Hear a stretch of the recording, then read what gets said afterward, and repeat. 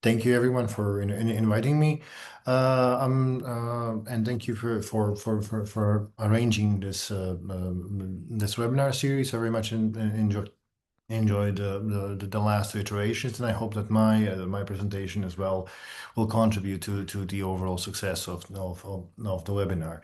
So, without further ado, I'm gonna go into my presentation, which is entitled Reconceptualizing Anti-Semitism in a Post-Secular Europe. From prejudice to standalone extremist ideology. Some of the topics are obviously kind of hinted in the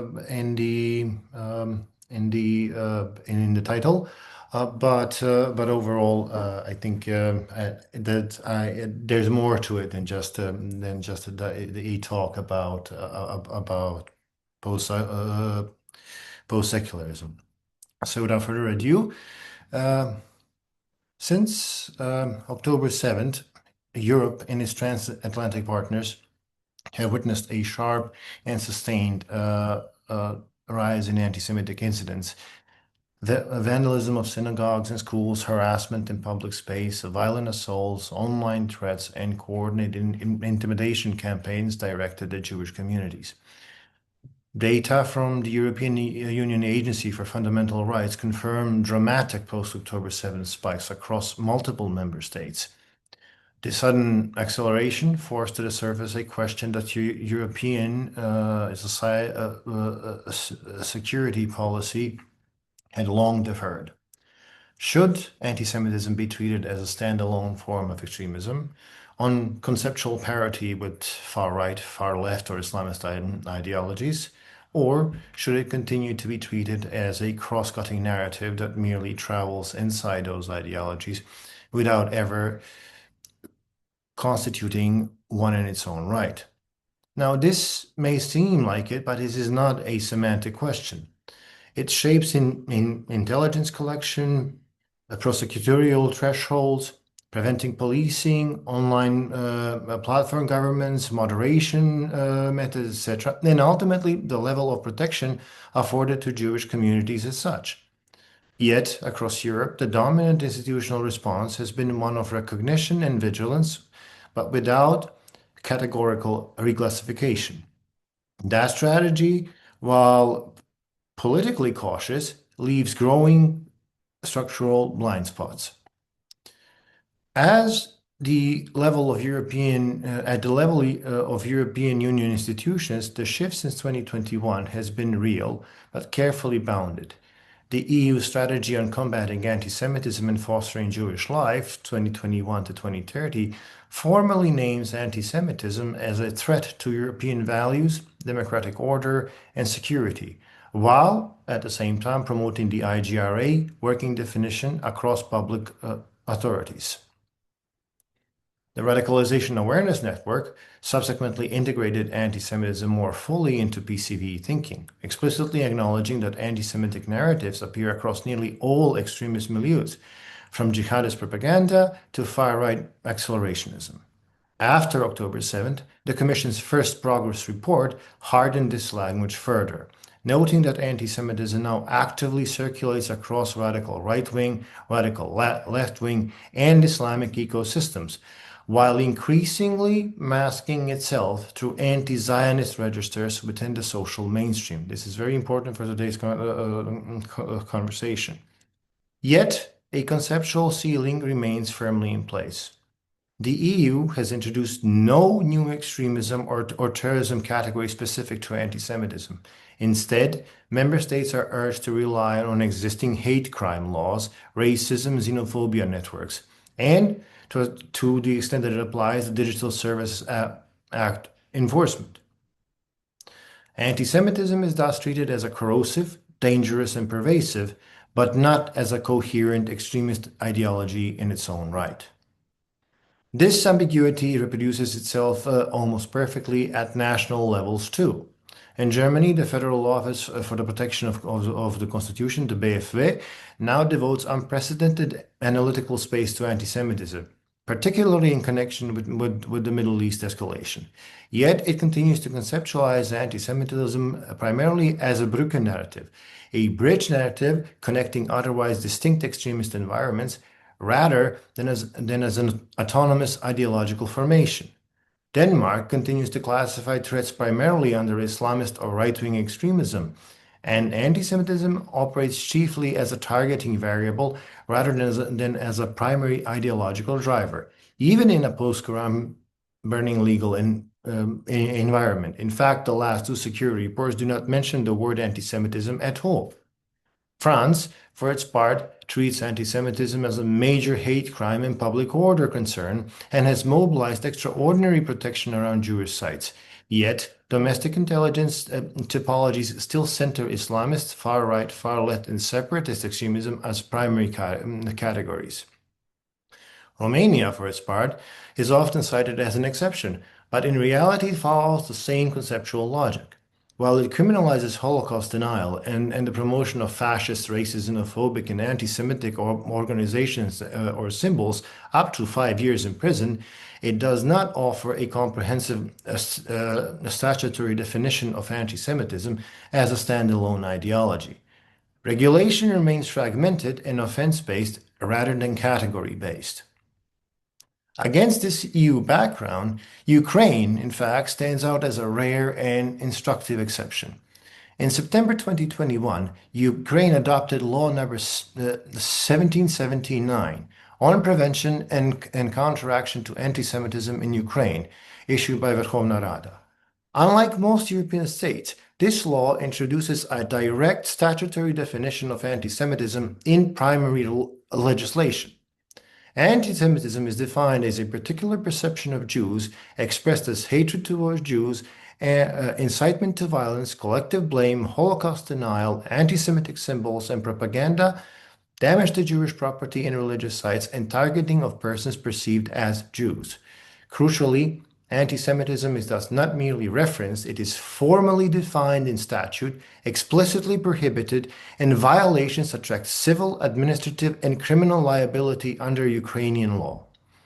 Ukraine thus represents one of the very few contemporary cases, and effectively the only one in the wider European region, where anti-Semitism has been codified as such, rather than merely policed to generic hate crime or negationism provisions. The Ukrainian case demonstrates that legal formalization is not only conceptually possible, but institutionally achievable under modern conditions. Across the Atlantic, the United States exhibits a different, though related trajectory. The U.S. national strategy to counter anti-Semitism explicitly links anti-Semitism to domestic violent extremism and mandates federal monitoring of anti-Semitic drivers of political violence. This shift is not merely rhetorical. This year, in 2025, the U.S. Department of Justice charged a New York man with multiple federal hate crime counts after he repeatedly assaulted Jewish victims at the Israeli-Gaza-related protests. Prosecutors cited explicit anti-Semitic language and extremist narratives in support of the charges. Such cases illustrate how anti-Semitism, when mobilized into violent action, increasingly migrates from a social prejudice frame into an extremist or terror-adjacent security logic.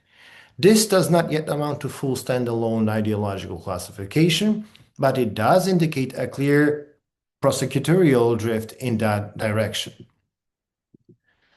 Taken together, these examples leave us in a paradoxical position. Anti-Semitism is acknowledged as pervasive, recognized as a driver across extremist milieus, empirically linked to terroristic violence, and in some jurisdictions even defined in statute. And yet, in most European frameworks, it still does not exist as a standalone extremism category. The blockage is conceptual rather than empirical.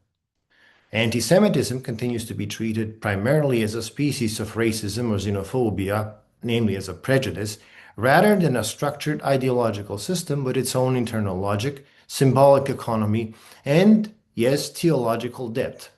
Yet, anti-Semitism is not merely a flat social bias. It is a world-interpreting structure. It assigns metaphysical agency, collective guilt, and conspiratorial power to its target. It does not merely exclude, it cosmologizes. This is precisely what allows it to migrate fluidly across Islamist, far right, far left, and conspiracist milieus. To see what is missing, we have to recover something that is awkward to discuss in secular policy language, the internal religious grammar of Judaism itself. In the central Jewish prayer, the Amidah, recited 3 times daily, worshippers ask that their eyes may behold the Lord's return to Zion in mercy. The text does not speak about a modern state. It speaks about Zion as a nexus of peoplehood, land, and divine presence. As Jonathan Sacks puts it, the bond between the Jewish people and the land of Israel is not a marginal piece of folklore, but is structurally woven into Jewish liturgy, law, and historical consciousness. David Novak, one of the more recent and more prominent Jewish philosophers and theologians, makes a similar point more systematically. Zionism, he argues, becomes politically intelligible only when it is rooted in Judaism's covenantal theology, in the doctrines of election and the commandment to settle the land. Detached from that grammar, Zionism becomes unintelligible or distorted, either romantic nationalism or mere realpolitik. If that is right, and I'm not saying that it is or it isn't, but I'm saying if that is right, then certain forms of anti-Zionism are not simply geopolitical critique. When they deny the right of Jews to live collectively and sovereignly in that land at all, when they call for the erasure of that collective presence, then those narratives function as a rejection of Judaism's core structure. They are, in other words, a form of anti-Judaism, or, as we like to call it legally, religious intolerance. And here, Europe's own post-secular practice becomes relevant. If we consider the Danish response to the Quran burnings, in 2023, Denmark adopted Bill L65, criminalizing the, quote, inappropriate treatment of writings with significant religious importance to recognize religious communities, effectively banning public desecration of the Quran and other sacred texts on security and social cohesion grounds. This was not a law about Middle East policy. This was a law that recognizes a theological principle, that for Muslims, desecrating the Quran is experienced as a direct attack on what is sacred in Islam. This is not an isolated case either. Across Europe, recognition of halal and kosher regimes, religious slaughter exemptions, and faith-based conscientious objections all work from the same premise. Religions have internal theological structures that law cannot treat as mere private tastes. If we can see that clearly for Islam and Christianity, it is hard to see why we should suddenly become blind to it in case of Judaism. Once we bring these strands together, the core claim becomes clearer. When eliminationist anti-Zionist rhetoric attacks the bond between the Jewish people and the land of Israel, as such, it operates as a form of religious hostility, conceptually comparable in Jewish terms to Quran burnings in Islamic terms. The fact that we do not name it that way in our security frameworks does not make it less so. The alternative approach is visible in France, particularly after the Charlie Hebdo attacks. There, the state chose to defend near absolute freedom of expression with respect to religious satire, declining to reintroduce any form of sacred text protection after 2015. The result was not conceptual clarity, but the displacement of the conflict into security domain itself. France thus absorbed the cost of maintaining secular absolutism not at the level of speech law, but at the level of counter-terror policing, emergency powers, and physical protection of public space. Denmark's later shift can be read precisely as an attempt to avoid that trajectory by reclassifying certain forms of sacred offense as a matter of preventive public order. Now, If this post-secular framing is too uncomfortable, and for many secular institutions it may well be, there is an alternative route that still leads to the same practical conclusion. We are already watching in real time the gradual elevation of misogynistic extremism, including incel-type subcultures, from background misogyny into a distinct extremism category. Scholars like Bale et al. And agencies like UNDP have begun to classify what's called a male supremacist extremism as an ideological driver in its own right when it mobilizes people towards violence. Namely, UNDP's 2022-2025 strategy explicitly treats gender-based extremisms, including male supremacists, as a standalone driver in reports like the 22 and 2023 annual. In other words, for decades, misogyny was treated as a diffuse social prejudice rather than as an ideology in its own right. It appeared across far-right milieus, jihadist propaganda, and online grievance subcultures. Yet it remained analytically subordinate to those larger ideological formations. That categorization shifted only once three elements became empirically undeniable. First, that misogynistic belief systems organize a coherent and internally consistent worldview. Second, that they construct a permanent enemy class defined in totalizing terms. And third, that they directly mobilize mass casualty violence as a form of ideological action. At that point, security agencies and scholars no longer describe misogyny merely as a cultural toxin or as an add-on to extremisms, but as a male supremacist or incel extremism, a standalone ideological driver in its own right. Placed alongside that trajectory, the structural position of anti-Semitism becomes difficult to avoid. Like misogyny, anti-Semitism has long been described as a cross-cutting narrative rather than a primary ideology. It appears across far-right accelerationism, jihadist ideology, conspiracist ecosystems, and radical left anti-Zionist milieus. Yet, empirically, it already fulfills the same criteria that justify the reclassification of misogyny. However, in that sense that it organizes total explanations of the world. It assigns collective and metaphysical guilt. It constructs a trans-historical enemy. It structures network propaganda ecosystems and directly mobilizes ideologically motivated violence. The only remaining obstacle to its full reclassification is therefore not evidentiary but categorical. What still lingers is the conceptual hesitation to treat anti-Semitism as a worldview that can organize violence in its own name, rather than merely as a prejudice that decorates other extremist ideologies. By every operational metric that has already been applied to misogynistic extremism, anti-Semitism now clearly meets the same threshold. In practical terms, the transition does not require an immediate leap into entirely new criminal law architectures. A hybrid path is both more realistic and more operationally coherent.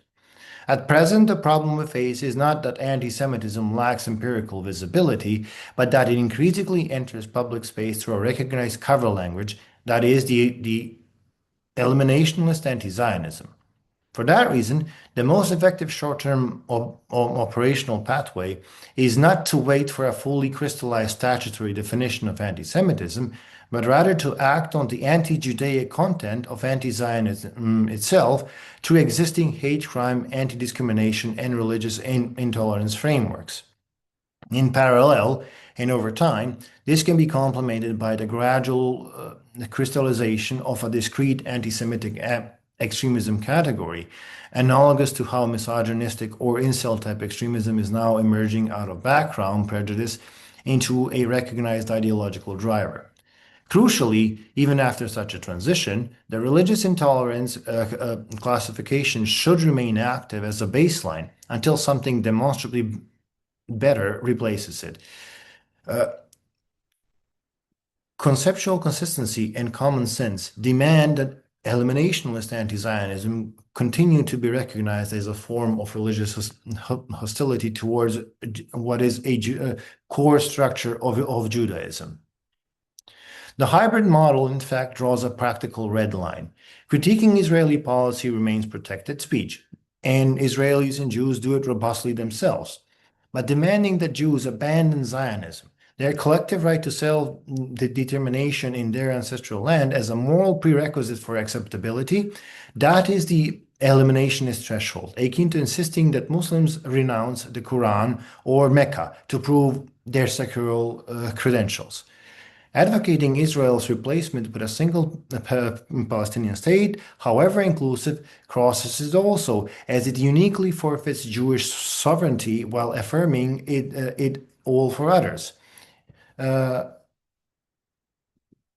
So, to summarize, anti-Semitism today does not merely circulate at the margins of extremism. It increasingly operates as its connective tissue. The European Union itself has now explicitly acknowledged that contemporary anti-Semitism often hides behind anti-Zionist language while also being present in the societal center. In other words, the masking function of anti-Zionism is no longer a marginal observation. It is now an official diagnosis. This is precisely where a post-secular and analytical framework becomes operationally useful. By taking seriously the religious theological core of Judaism, the covenantal bond between people, land, and divine promise, we gain a tool that allows us to identify when anti-Zionism functions as a coded form of anti-Judaism. It gives security frameworks a way to see what is otherwise structurally misclassified. At the same time, this move performs a second equally important function. It rescues legitimate political criticism of the actions of the Israeli government when that is required. By drawing a clear conceptual line between policy critique and attacks on Judaism's sacred core, we avoid collapsing all criticism of Israel into anti-Semitism.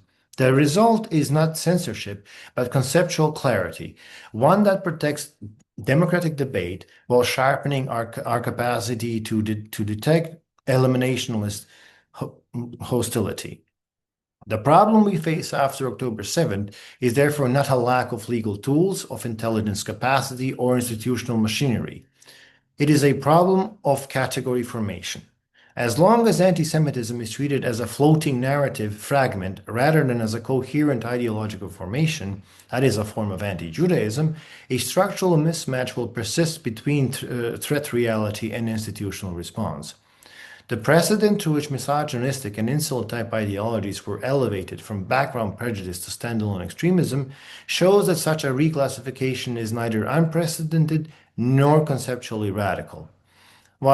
To conclude, I am not arguing for new blasphemy laws, and I am not arguing for a theological privilege for Judaism. What I am arguing for is conceptual consistency. If we recognize when Islam is attacked at its theological core, we should also recognize when Judaism is. Only then we can build security and PCV responses that match the reality of what we are actually facing. Thank you. Fantastic. Thank you so much. A great opening presentation. I really appreciate this. Thank you also for working through the conceptualization